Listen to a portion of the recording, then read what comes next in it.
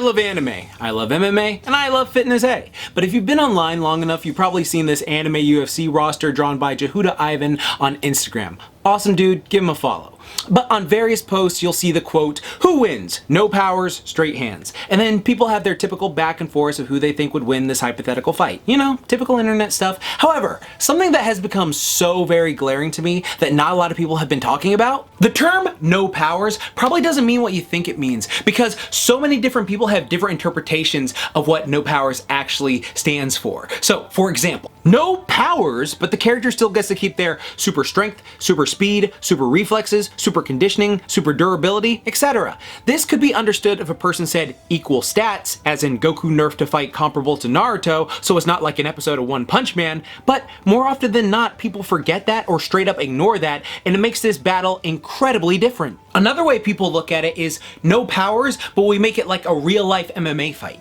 We're comparing their martial arts skill set, their height, their weight, and we're using real world physics like their brain is in a real world human version of their body with that skill set and comparing them. As a fitness junkie and MMA hobbyist, I find that is my personal favorite way to talk about it, and hell, me and the anime trainer spent an hour going in depth on different anime characters and breaking down what their real world fighting skills and abilities would actually be like in this video here if anyone is interested. But I actually want to go further in depth on something else related. So let's actually break this down in a few categories. 1. What is a power? 2. What certain martial arts techniques would transfer? And 3. Natural genes versus training versus enhancements. I won't break down height, weight, and skill because we already did that in depth in this video. The thing about anime is no powers has vastly different implications depending on what series you're talking about. For example, in Dragon Ball, Krillin after training with Roshi technically had no powers and just trained to be able to move giant boulders, move so fast he can do complicated moves in the blink of an eye, and punch people through various buildings. Luffy had his powers shut off in Wano, but was still able to lift giant stone slabs with his regular strength.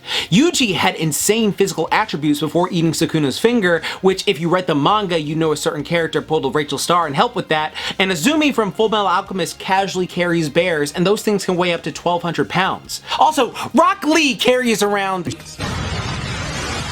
If you saw anyone do any of that in our real life world, you would most definitely consider that a power. If you saw someone lifting a car like this, you'd be like, oh, they got super strength, that's a power. If you saw someone dodge lasers and bullets like this, you'd be like, oh, that's a power. If you saw someone as fast as this, you'd be like, oh, that's a power. If you saw someone get hit on the racetrack by a speeding car and instead of exploding, they just tanked it and walked away like nothing happened, you'd be like, oh, that's a power. If you saw people fight for 5 days straight and they didn't stop, that is a power. Like imagine if someone tried to say, oh, Saitama technically doesn't have powers, he's just strong and fast. I'm sorry. But the same also goes for Baki characters. When you have people tanking shotguns and healing like lizards from eating enough steak, punching earthquakes and taking down giant animals and fighting entire militaries, Baki is literally designed to be a power fantasy. Yes, they are not shooting energy beams or flying and their techniques are purely physical. However, if you saw a person do what any of these characters are doing IRL, you would definitely be thinking, so superpowers are real. Because there is a difference between being insanely athletic and superhero shit. Real quick, are you trying to get in shape for the summertime and drop weight fast? My Ripmaster program can do just that. It's helped hundreds of people so far. Zero equipment needed. All you need is your body weight, pure calisthenics, and a bedroom, and you can do this program. It has helped so many people so far. It'll build muscle, burn fat, and do all that within 60 days. All you need is your body weight, and we're having a little special right now because summer is upcoming. So check it out right now, and now back to the video. Brian Shaw lifting insane heavy weight is an incredible feat, but if you saw someone lift that same weight casually with minimal effort, you'd be like, what? Usain Bolt is the fastest man on the planet, but if you saw someone run as fast as this chili dog enthusiast, Mike Tyson is an extremely fast and powerful puncher, but if you saw someone deck them and send them flying like this, you'd be like, Santa Maria. A power is anything that would be beyond normal human capabilities or unbelievable in our world. Otherwise, these two characters would just be considered mega hyper athletic people. Shame on us for thinking they're supers. Now yes, if we could go back in time, we probably would look superhuman to those athletes of the past because our athletes have made such large bounds in physical improvement.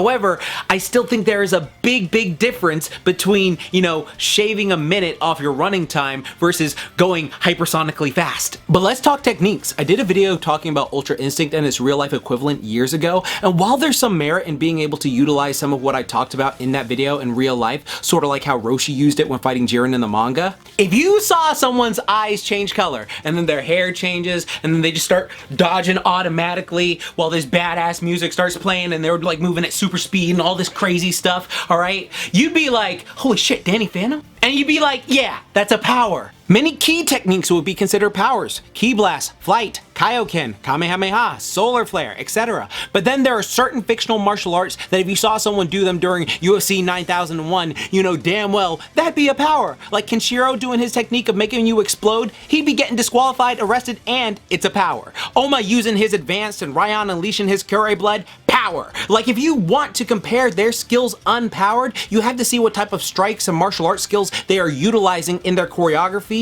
during their fights without all that extra stuff. Kengan Ashura, even with fictional martial arts, is great at that and then adds on the superpowers to enhance the viewing pleasure. Some characters are aliens, gods, demons, superheroes, etc. And people say natural physical powers. But it's like I talked about in depth in this video. If you got Saiyan, Kryptonian, or Viltrumite genetics, what you can do naturally counts as a power.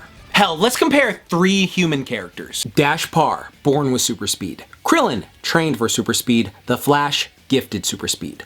All these characters are insanely fast, and if you didn't know which one's powers were innate, gifted, or trained, and you saw them just running around in real life, you'd say, oh damn, they got super speed, which indicates power.